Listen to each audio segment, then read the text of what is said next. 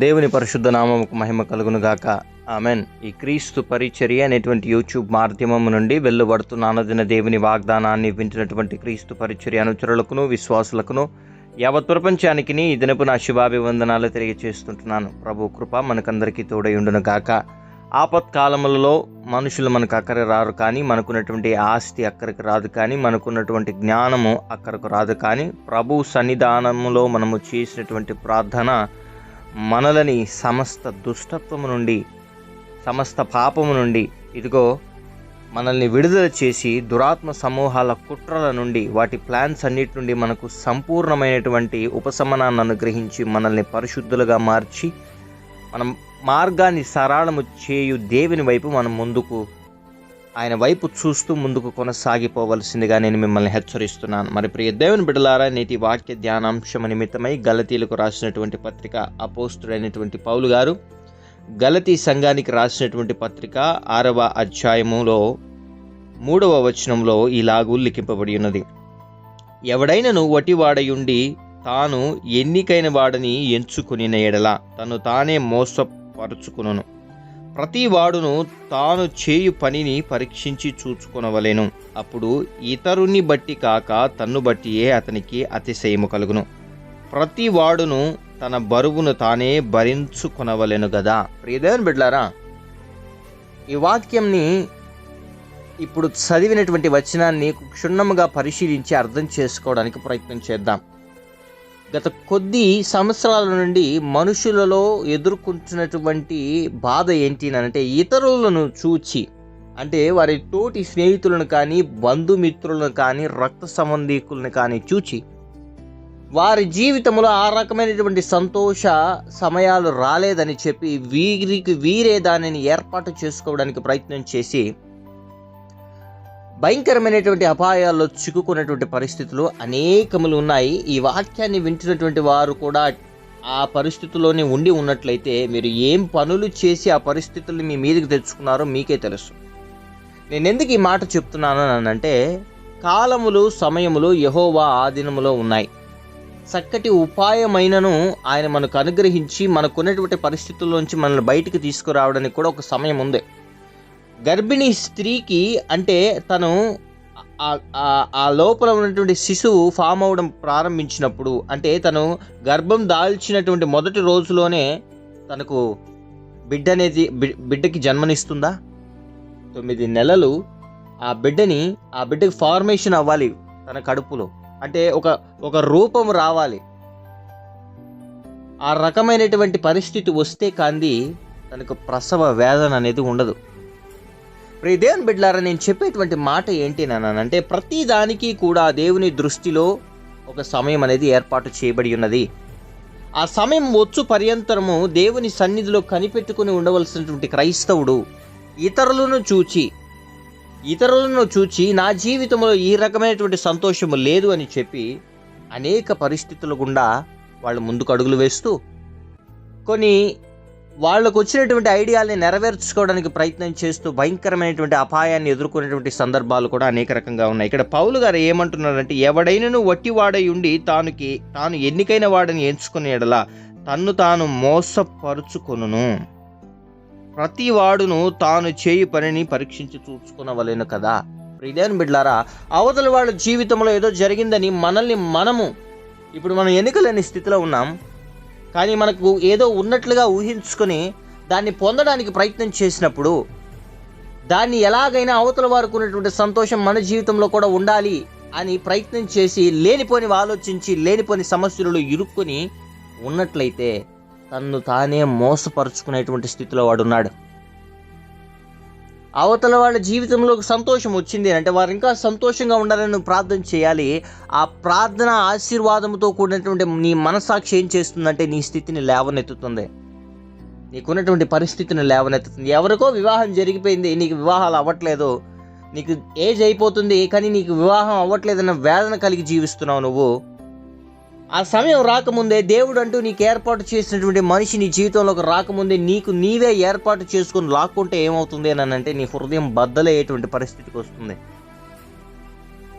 ఇప్పుడు విడిపోయినటువంటి స్థితిలో ఉన్నటువంటి ప్రతి దంపతుల మనస్సులో కూడా అదే రకమైనటువంటి వేదన. కొద్దిగా ఆగుంటే బాగుండేమో, దేవుని కోసం ఎదురు చూస్తుంటే బాగుండేమో. మీరు ప్రయత్నం చేస్తున్నారు మీ భర్త కోసం, లేదా మీరు ప్రయత్నం చేస్తున్నారు మీ భార్య కోసం, అటువంటి రెస్పాన్స్ అవతల పక్క నుంచి లేదు నన్నంటే ప్రేమలు చల్లారిపోయే రోజులు ఇవి. దేవుడు నీ కోసం ఒక మనిషిని ఏర్పాటు చేస్తే ఆ మనిషి వల్ల నీ హృదయం ఎట్టి పరిస్థితుల్లో బద్దలవదు.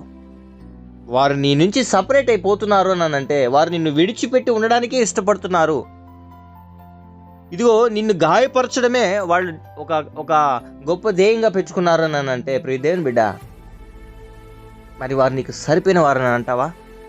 మరి ఏంటంటే మా భర్తను వదిలేయమంటారంటే, నా ఉద్దేశం అది కాదు. ఇక్కడ మీరు చేసినటువంటి పని ఏంటి అంటే దేవుని సన్నిధిలో కనిపెట్టడం. మీరు ముందుగా చేశారా వివాహాలు చేసుకునేటప్పుడు? అందుకనే చాలామంది తొందరపడుతుంటారండి, మా పిల్లలకి వివాహం అవ్వలేదు, మా పిల్లలకి వివాహాలు లేదు, ప్రార్థన చేయాలి. వివాహాలు అవ్వలేదని కాదండి ప్రార్థన చేయాల్సింది. సాటి అయినటువంటి సమభాగం, మన కోసం ఏర్పాటు చేయబడినటువంటి వ్యక్తి, మన కోసం ఏర్పాటు చేయబడినటువంటి స్త్రీ మన జీవితంలోకి వచ్చేంత వరకు దేవుడు మనల్ని ఒంటరిగానే నిలబెడతాడు. అది ఎంత ఏజ్ అయినా రాని. సొసైటీ చూసినట్టుగా దేవుడు నిన్ను చూడడు. సొసైటీ చూసినట్టుగా దేవుడు నిన్ను చూస్తే దేవుని సన్నిధిలో కూడా మనం నిలబడలేం. మనం సొసైటీలో బ్రతికే వాళ్ళం, పేరు ప్రఖ్యాతులు పొంది బ్రతకాలి, నిజాయితీగా బ్రతకాలి నువ్వు ఎలా అనుకుంటావో, దేవుడు కూడా నీ జీవితంలో శాంతి సమాధానం ఉండాలని, సంతోషంగా ఉండాలని కోరుకుంటాడని. అందుకని ఆయన ఆలస్యం చేస్తాడు అనేక సందర్భాల్లో. ఈ రోజుల్లో ప్రతి ఏ వస్తువులో కూడా నాణ్యత లేదు. నాణ్యత కావాలంటే కాస్ట్ ఎక్కువ, క్వాలిటీ ఉండాలనంటే నువ్వు ఎక్కువ డబ్బు ఖర్చు పెట్టాలి. క్వాలిటీ అయినటువంటి మనిషి నీ జీవితంలోకి రావాలన్నా నువ్వు ఎక్కువ సమయం ఖర్చు పెట్టాలి దేవుని సన్నిధిలో.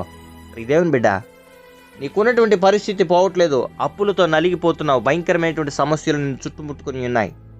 ఇది నాన్న దేవుడు నీకు ఇస్తున్నటువంటి మాట ఏంటి అంటే, అవతల వాళ్ళని చూచి వాళ్ళలాగా బ్రతకాలని అప్పులు చేసేవేమో, లేదా ఎలా చేస్తున్నావో తెలియని సందర్భంలో కూడా చెయ్యి చాచి ఇస్తూ లేదా తీసుకుంటూ ఇది నాన్న ఇచ్చిన డబ్బులు వెనక్కి రాక, తీసుకున్న డబ్బులు కట్టలేక భయంకరమైనటువంటి స్థితిలో కష్టాలను అనుభవిస్తున్నావేమో. లోన్ బ్యాంక్ ఏజెంట్ల నుండి వడ్డీలు తీసుకున్న వారి దగ్గర నుంచి విపరీతమైనటువంటి ఒత్తిడి నీ మీద ఉందేమో. ఎందు నిమిత్తము సమస్య? ప్రతి వాడు తను చేయి పనిని పరీక్షించి చూసుకునవలెను, అప్పుడు ఇతరుని బట్టి కాక తన్ను బట్టే తనకు అతిశయం కలుగును. నీవు చేస్తున్న పని నువ్వు పరీక్షించుకోగలిగావా? నీవు అనుకున్నది జరిగిపోతుందని ఆ సమయాల్లో నువ్వు మౌనంగా ఉన్నావేమో, సంతోషంగా ఉన్నావేమో. ఈ దినాన నీవు కోస్తున్నటువంటి కన్నీరు పంట ఎవరు చూస్తున్నారో? ప్రియదేవుని బిడ్డ, వాక్యం అంతా స్పష్టంగా మాట్లాడుతుంది. ఇతరులను చూచి కాక వట్టివాడై ఉన్నావా? వట్టివాడుగానే ఉండు, దేవుడు నిన్ను హెచ్చిస్తాడు. నువ్వు వట్టివాడై ఉండి నేను ఎన్నికైన స్థితిలోకి రావాలని ప్రయత్నం చేసి అడుగులు వేయడంలో తప్పులేదు, కానీ దానికోసం నువ్వు చేస్తున్నటువంటి ప్రయత్నాలు దేవుడి నుంచి నిన్ను దూరం చేస్తాయా? నీ హృదయాన్ని బద్దలు చేస్తాయా? ఒకసారి ఆలోచించుకోగలిగావా? నిన్ను నీవు ప్రక్షాళన చేసుకోగలిగావా? పరీక్షించుకోగలిగావా? ఏది నీ విశ్వాసం, ఏది నీ ప్రార్థన అని ఇతరుల మనుషులు నీ వైపు వేలెత్తి చూపించే స్థితిలో ఈ దినం నువ్వు ఉన్నావేమో. ఇప్పటికీ పర్వాలేదు, మించిపోయింది లేదు. మన బరువును మనం మోసుకోవాలి. మన బరువును మనమే మోస్తున్నాం ప్రతిరోజు. మన శరీరాన్ని మనమే మోస్తున్నాం, ఇతరుల చేతికి అప్పచెప్పలేదు. అలాగే మన పరిస్థితులను కూడా మనం అనుభవించాలి కొన్ని సందర్భాల్లో మనం చేసుకున్నటువంటి తప్పిదములకి. కానీ దేవుని సహాయం మనం అడిగినట్లయితే, దేవుని సన్నిధిలో మనం చేసినటువంటి తప్పిదములను ఒప్పుకున్నట్లయితే, ఆయన దయాళుడు, ఆయన క్షమించడానికి సిద్ధ మనసు కలిగినటువంటి వాడు. ఇప్పుడు దేవుని జనాంగమా, వాక్యం మీద ఆధారపడి వాక్యంలో ఎదగడానికి నీవు ప్రయత్నం చేస్తున్న ప్రతి సందర్భాల్లో కూడా దుష్టుడు నీ క్రైస్తవ జీవితాన్ని, ఆ భక్తిని పడగొట్టడానికి, ఏదో రకంగా నీ హృదయాన్ని కలవరపరచడానికి మనుషుల మాటలను అటాక్ చేస్తాడు. ఇదినా విడిపోయినటువంటి స్థితిలో ఉన్నటువంటి భార్యాభర్తలు కూడా సమాధాన పడడానికి ప్రయత్నం చేయండి. దేవుని సన్నిధిలో ముందు మొరపెట్టండి, అయ్యా నాకెందుకు ఈ స్థితి కలిగింది? ఒకవేళ నేనే తప్పు చేశానేమో, నా భర్త మనసుని మార్చు, నా భర్త హృదయాన్ని సంధించు. తను ఏ పాపపు ప్రవణ ఆలోచనలో ఉన్నా ఇప్పుడే తన హృదయాన్ని నీవు తాకి తన మనసుని మార్చుని ప్రార్థన చేయండి. మీరు చేసేటువంటి ప్రార్థననే రేపటి దినాన భయంకరమైనటువంటి ఉపద్రవాల నుండి మీ భర్తని కాపాడుతూ తిరిగి మీ చెంతకు చేర్చేటువంటి గొప్ప సాధనంగా మీకు ఉపయోగపడుతుంది. వివాహాలు అవనటువంటి స్థితిలో ఉంటే ప్రార్థన చేయండి, అప్పుల బాధల్లో ఉంటే ప్రార్థన చేయండి. మిమ్మల్ని మీరు పరిశీలించుకోండి, ఎందుకు ఈ సమస్య వచ్చింది అని. దేవుని చిత్తము లేకుండా, దేవుని ఆలోచన లేకుండా ఇష్టం వచ్చినట్టుగా ప్రవర్తించడానికి ప్రయత్నం చేస్తే జీవితంలో కష్టమే కలుగుతుంది, జీవితంలో శ్రమే వస్తుంది. ఇక సహోదరి సహోదరుడా, మనల్ని మనం పరిశీలించుకుందాం. వటివాడుగా ఉన్నావా? దేవుడు నిన్ను హెచ్చిస్తాడు. ఒకవేళ ఉన్నత స్థితిలో ఉన్నావా? దేవునికి నమ్మకంగా ఉండు, ఇంకా దేవుడు నిన్ను ఆశీర్వదిస్తాడు. కాబట్టి మన పరిస్థితి ఏంటో, మన స్థితి ఏంటో, మనుషులతో మనం ఎలా అయితే మనసు విప్పి మాట్లాడతామో దేవునితో కూడా అదే రకంగా మాట్లాడి దేవునికి సహాయం పొందుకొనవలసిందిగా అందరినీ నేను కోరుకుంటూ, మీకు అందరి కోసం ప్రార్థన చేయడానికి ఇష్టపడుతున్నట్టుగా దయచేసి అందరూ ప్రార్థనలు ఏకీభవించవలసిందిగా కోరుచున్నాను. మహాపరిశుద్ధుడును, మహోన్నతుడును, సర్వోన్నతుడును, జీవాధిపతి, జీవము కలిగిన రాజ్యాన్ని ఘనమైన శ్రేష్టమైన నామానికి స్తుతులు, స్తోత్రాలు, వందనాలు. ఈ క్రీస్తు పరిచర్యటువంటి యూట్యూబ్ మాధ్యమం నుండి అనదిన దేవుని వాగ్దానాన్ని వించిన ప్రతి బిడ్డల్ని జ్ఞాపకం చేసుకోమని ప్రార్థన చేస్తుంటున్నాం. నలిగిపోయినటువంటి స్థితిలో ఉన్నటువంటి బిడ్డలకి సంపూర్ణమైనటువంటి విడుదల ఇప్పుడే కలుగును గాక. వారు చేసినటువంటి ప్రతి రకమైనటువంటి పొరపాట్ల నిమిత్తమై ఈ దినాన ప్రమాణం పశ్చాత్తాపడుతుండగా నీ సహాయాన్ని అనుగ్రహించమని ప్రార్థన చేస్తున్నాం. ఆధ్యాత్మికంగాను, ఆరోగ్యపరంగాను, శారీరకంగాను, మానసికంగాను నలిగిపోయినటువంటి స్థితిలో రోదన చెందుతున్నటువంటి ప్రతి బిడ్డలకి నీ సహాయాన్ని అనుగ్రహించండి. ఆయన నీ విలువైనటువంటి ప్రవణ, గొప్ప ప్రవణ పిలుపుకు ప్రతి బిడ్డలో లోబడి జీవించగలిగేటువంటి సహాయాన్ని అనుగ్రహించమని ప్రార్థన చేస్తుంటున్నాం. దీన దశలో ఉన్న ప్రతి బిడ్డల్ని దర్శించి ఉన్నత స్థితిలో ఉంచమని ప్రార్థన చేస్తుంటున్నాం. ఆయనైనా అనారోగ్య పరిస్థితులు ఉన్న వారికి ఆయురారోగ్య బలాన్ని, శక్తిని అనుగ్రహించమని ప్రార్థన చేస్తున్నాం. వివాహాలై విడిపోయినటువంటి స్థితిలో ఉన్నటువంటి భార్యాభర్తల హృదయాలను మార్చండి. వారి దాంపత్య జీవితంలో సమాధానాన్ని అనుగ్రహించండి. విడిపోయిన స్థితిలో ఉన్నటువంటి వారి గురించి ప్రార్థన చేస్తున్నాం. నజరేయుడైనటువంటి యేసు పరిశుద్ధమైన నామములో ఆ కుటుంబాల్లో గొడవలను, చిక్కులను, చికాకులను తీసుకొచ్చినట్టు దురాత్మలకు కాలిపోవునుగాక. సమాధానాన్ని అనుగ్రహించి విడిపోయినటువంటి తల్లిదండ్రులు, బిడ్డలు, అన్నదమ్ములు, రక్త సంబంధికులు, స్నేహితుల మధ్య సమాధానం కలుగునుగాక. కోర్టు కేసులు అన్యాయంగా తీర్పును అనుభవించి శిక్షణ అనుభవిస్తున్న బిడ్డలకి న్యాయ తీర్పును అనుగ్రహించి విడుదలను అనుగ్రహించమని ప్రార్థన చేస్తున్నాం. అప్పుల బాధలు ఉన్న వారికి సంపూర్ణ విడుదల, ఉద్యోగలేమిలో ఉన్న వారికి మంచి ఉద్యోగాలను అనుగ్రహించమని ప్రార్థన చేస్తున్నాం.